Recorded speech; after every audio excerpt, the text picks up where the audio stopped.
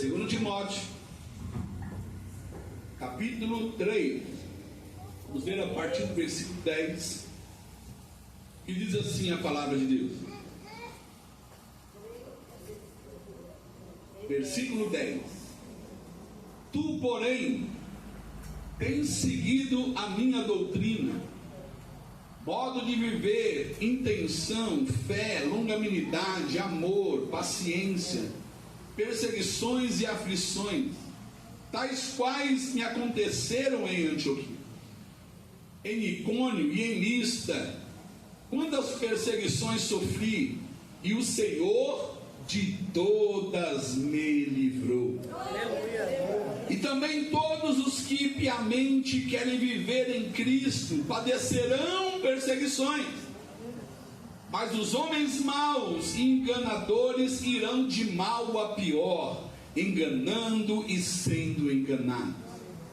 Tu, porém, permanece naquilo que aprendeste e de que foste inteirado, sabendo de quem o tens aprendido, e que, desde a tua meninice, sabes as sagradas letras, que podem fazer-te sábio para a salvação, pela fé que há em Cristo Jesus. Toda a Escritura divinamente inspirada é proveitosa para ensinar, para redarguir, para corrigir, para instruir em justiça, para que o homem de Deus seja perfeito e perfeitamente instruído para toda boa obra. Levanta a palavra do Senhor para obra. Pede para Deus falar contigo aí. Senhor Deus maravilhoso e eterno Pai, eis aqui a tua palavra santa, a tua palavra fiel, a tua palavra verdadeira. Importa, ó Pai, que eu diminua, o Senhor cresça, porque sem Ti nada podemos fazer, Senhor. Venha falar, meu Pai, com a Tua igreja, porque precisamos ouvir a Tua voz, em nome do Senhor Jesus. Amém? Pode se sentar. Aleluia. Os adoradores podem adorar Ele, sim.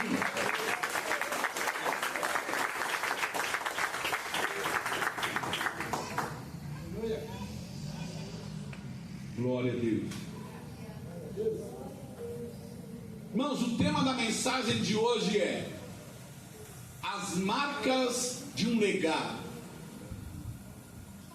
Nós acabamos de ler um texto a qual nós vemos o apóstolo Paulo, mesmo preso na prisão, inclusive a segunda carta de Timóteo, ela é conhecida como uma das cartas da prisão, onde o apóstolo Paulo estava preso.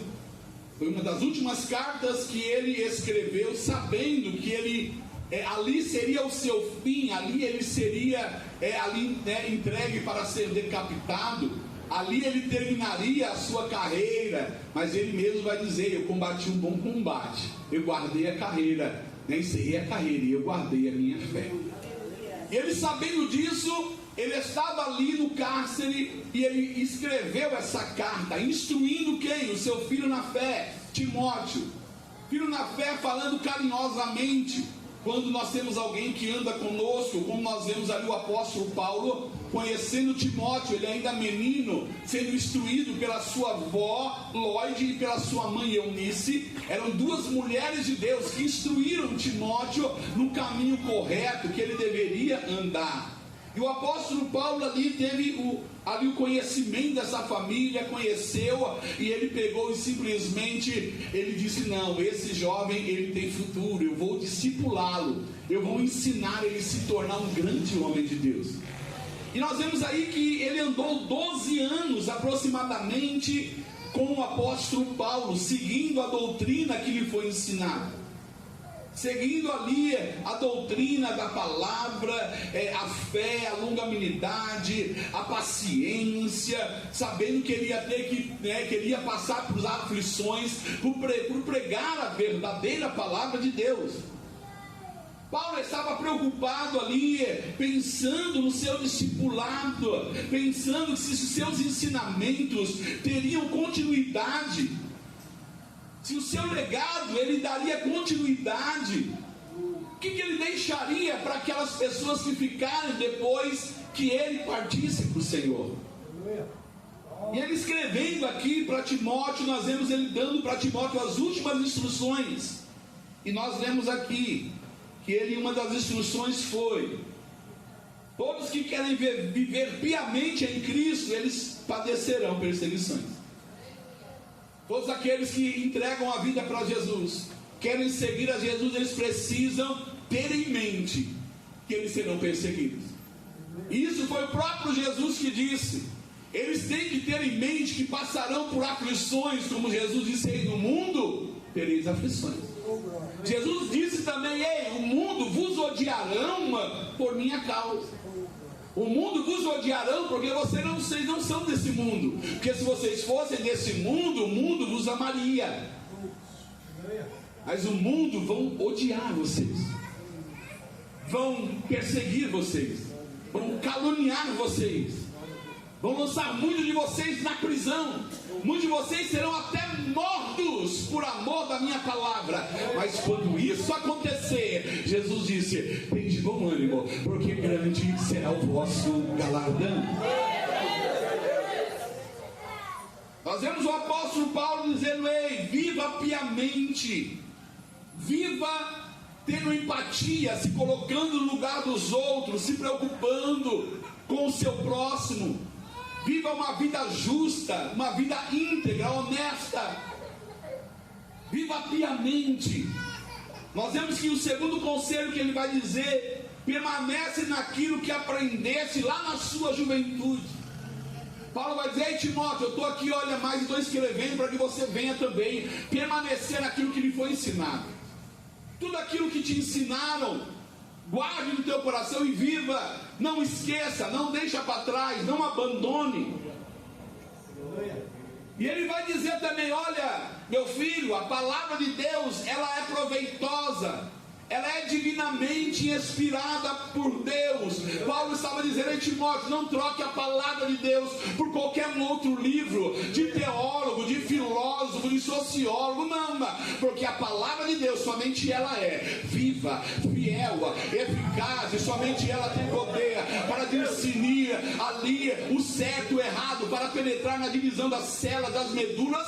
E somente ela tem o poder de discernir a intenção dos pensamentos e do coração do ser humano. Não abandone, não troque essa palavra por nada, porque ela é inspirada por Deus, e é ela que vai te instruir como ensinar os servos de Deus, como dar continuidade àquilo que você aprendeu de mim. É ela que você vai se fortalecer, se capacitar. É ela que vai te dar argumentos para você corrigir o pecado, para você instruir a igreja de Cristo, para você corrigir aquilo que está errado com justiça, segundo a palavra de Deus. E ele vai dizer também, no outro conselho que ele vai dar para Timóteo: ei, procura ser perfeitamente instruído para toda boa obra. Procura ser, glória a Deus, procura ser perfeitamente instruído para toda boa obra.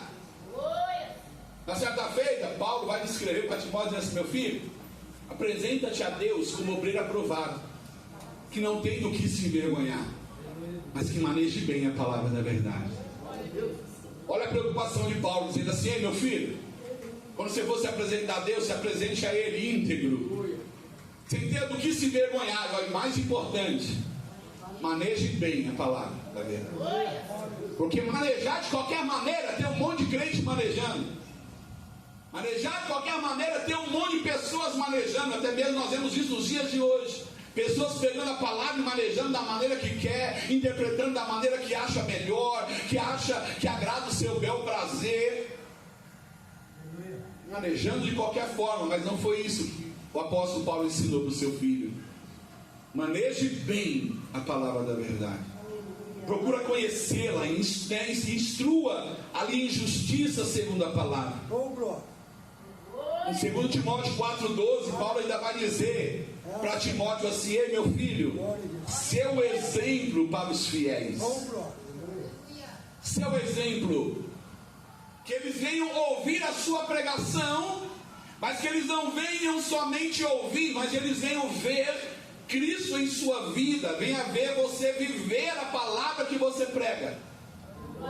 Porque aquele que prega e não vive é hipócrita, aquele que prega e ensina e não vive, o Senhor não se agrada. Então procura ser um exemplo, porque se você não der um exemplo de um bom cristão, as suas palavras serão menosprezadas, as suas palavras não terão valia, e as pessoas vão olhar para a tua vida, Timóteo, e vem haver um exemplo de tudo aquilo que você prega e ensina.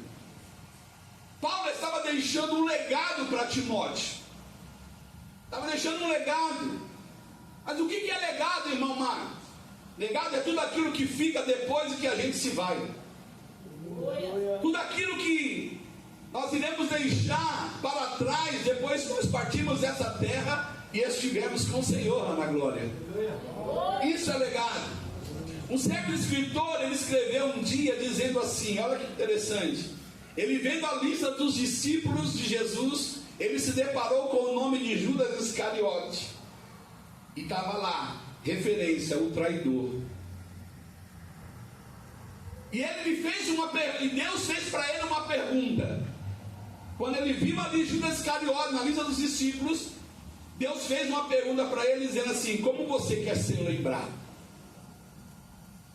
Judas Iscariote, ele foi lembrado por causa da sua traição.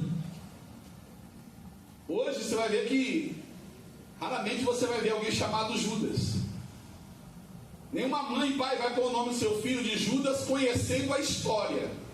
Pode ser que não conhecendo a história, pode até que seja, coloque o nome de Judas, sim, mas por não conhecer a história. Mas quem conhece a história, jamais vai colocar o nome, né, do seu filho de Judas. Como outros nomes também. Hoje você já conhece alguém, pode conhecer alguém chamado Caim. Só põe o nome do filho de Caim quem não conhece a história de Caim. Porque Caim, a Bíblia diz que Deus chamou ele de maldito, invejoso. Você vai encontrar alguém aí chamado Barrabás. Quem conhece a história jamais vai pôr o nome do seu filho de Barrabás, sabendo que ele era salteador, ele era rebelde. Vamos trazer para os dias de hoje. Não, até mesmo lá no antigo, lá no Império Romano, tinha um imperador chamado Nero, que ele era insano. Quem conhece a história de Nero jamais vai pôr o nome do seu filho de Nero. Quem conhece a história de Hitler, que é assassino, genocídio, que matou aproximadamente 6 milhões de cristãos, jamais vai pôr o nome do seu filho de Hitler. Só põe quem não conhece a história. E por último, já ouviu alguma mulher chamada Jezabel? Ninguém vai pôr o nome da sua filha de Jezabel, conhecendo que Jezabel é a mãe das prostitutas, simbolizando a prostituição. Quem conhece a história jamais vai pôr o nome da sua filha de Jezabel, porque eles conhecem a história. A Bíblia Sagrada vai dizer, lá no livro de 2 Reis, capítulo 21, que houve um rei chamado Jeorão.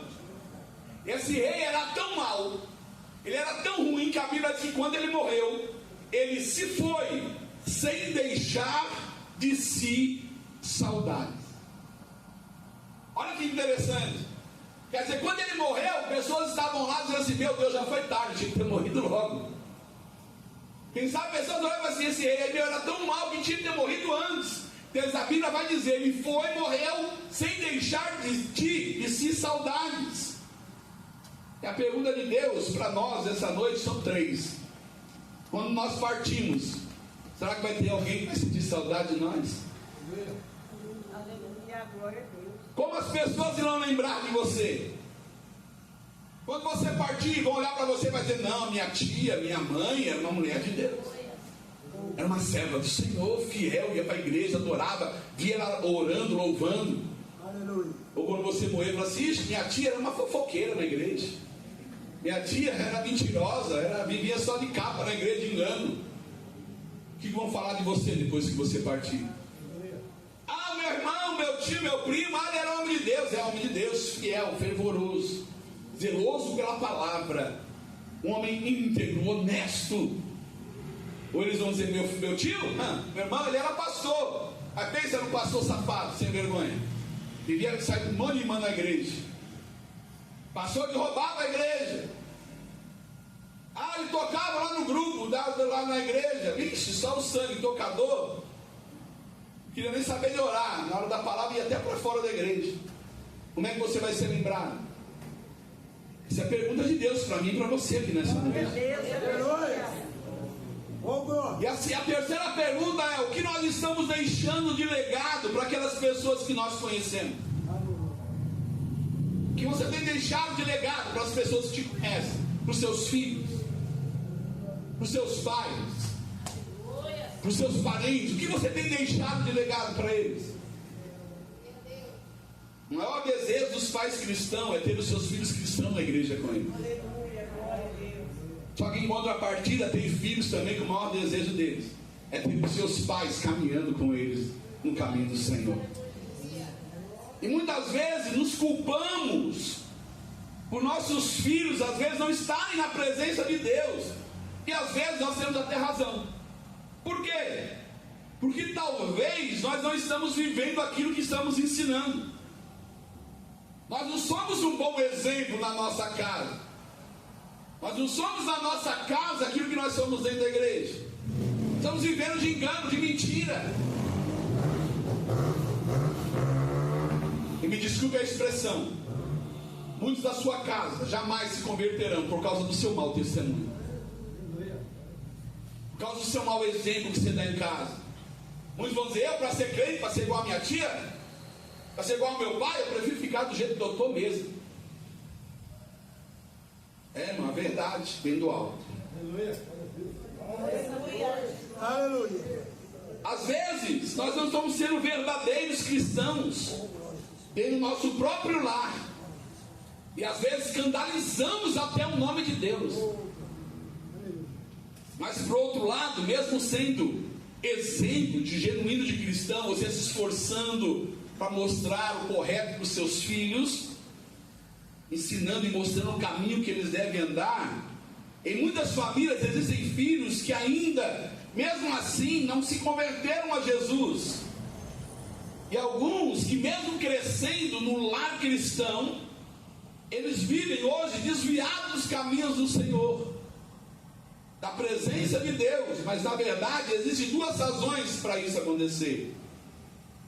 Quais são? A primeira, porque eles não querem vir para a luz, para que as suas obras más venham ser reprovadas.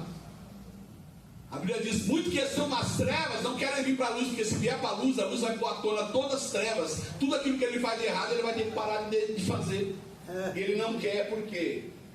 Porque ele já tem ali guardado o pecadinho de estimação, já tem guardado ali coisas que satisfazem a sua carne. Ele não quer deixar. Ele sabe que se vier para a luz, ele vai ter que parar de fazer essas coisas. Qual é a segunda razão? Eles até muitos querem voltar para Jesus, mas eles não conseguem, porque eles não têm força de renunciar os prazeres da carne e renunciar tudo que o mundo tem oferecido. Eles não têm força, mas até eles querem, mas não conseguem. E às vezes ele fala: mas será que eu sou culpado? Não, você está fazendo a sua parte. A Bíblia diz que a salvação é individual. Samuel, ele foi o único que recebeu 3 ofícios. Ele foi sacerdote, profeta e juiz. Era um homem de Deus, sim ou não? Só que seus filhos não seguiam os caminhos do Senhor. Ah, mas porque ele não ensinou? Ensinou. Mas só que nós temos o livre-arbítrio. Os filhos deles escolheram andar para o caminho errado. Só que a Bíblia vai dizer que os nossos filhos são herança dele. É ele que cuida, é ele que guarda. O Senhor entrega para nós fazermos a nossa parte, instruir, orientar. Depois disso, Deus fala: ei, pode deixar que agora eu vou tomar conta. Ah, mas saiu, não tem problema não, saiu, mas eu estou guardando, estou dando livramento. Na hora certa eu vou trazer, na hora certa eu vou resgatar, porque esse é o Deus que nós servimos. Aleluia. Nós vemos Eli, também um pai que era sacerdote, um líder religioso, mas já tinha se corrompido. Seus filhos não estavam no caminho do Senhor. Nós vemos ali que os filhos de Eli, eles se prostituíam no templo. Só que Eli, ele mesmo sendo líder, ele já não tinha mais ligação com Deus, já tinha se corrompido. E o maior pecado de Eli foi ser conivente com o pecado dos filhos. Foi ver os filhos errando e não repreender. Quem sabe você está aqui e você também se enquadra. Você tem visto seus filhos errar, tem visto muitas coisas acontecer. Às vezes seu marido, a sua esposa, e às vezes por você ter medo de saber qual é a reação dele, ou qual é a reação que ela vai ter, você é conivente com o pecado. E a Bíblia diz assim, que aquele que não peca, mas concorda com o pecado, ele está pecando da mesma maneira. Então não seja conivente com o pecado. Repreenda o pecado, fale a verdade.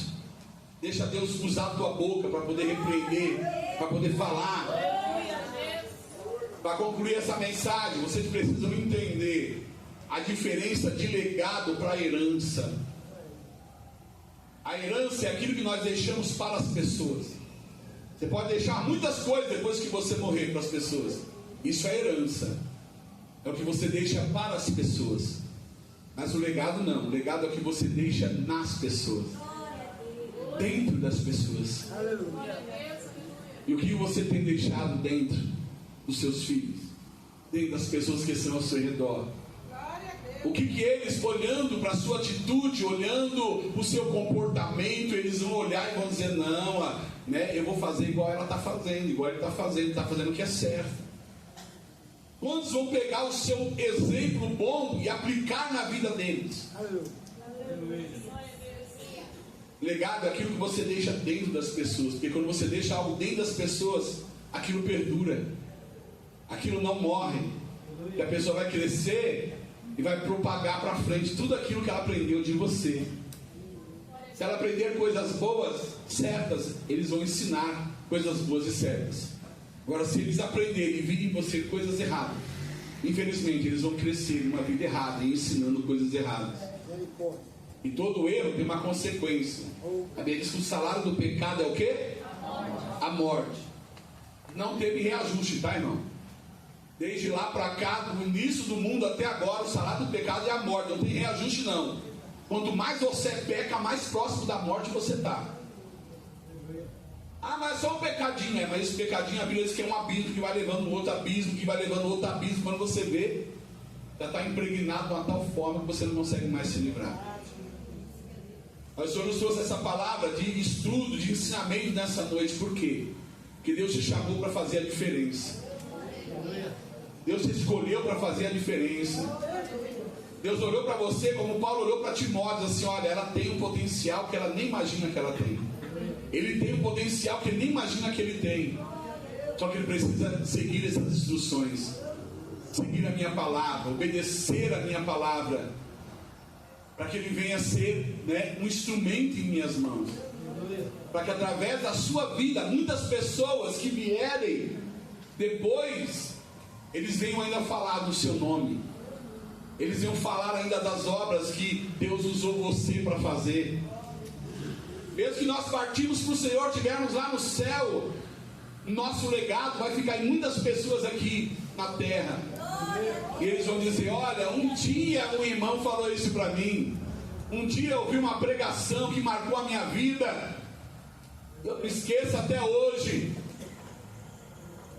Porque existem 3 tipos de pessoas. O sábio, ele aprende olhando o erro dos outros. A pessoa sábia, ela não precisa errar para aprender. Ela olha o erro dos outros, viu que deu errado, ele fala assim, não vou fazer, porque se eu fizer vai dar errado também. Isso é o sábio. A pessoa inteligente é aquela que aprende com seus próprios erros. Errou, deu errado, tá, não vou fazer mais. Por quê? Porque deu errado. Fez errado, fez, mas aí errar, mas eu não vou fazer mais porque eu sei que deu errado. Isso é a pessoa inteligente. Agora, infelizmente, a pessoa tola, ela erra, mas não aprende. Ela tropeça, mas não aprende, continua tropeçando, continua errando, e as consequências, elas virão. Não tem como. A Bíblia diz que Deus, ele é justo, e por ele ser justo, ele deixou a lei da semeadura. Ele diz: Deus não se deixa escarnecer. Tudo que o homem, semear, ele irá colher. Quem recebeu essa palavra? Quem recebeu?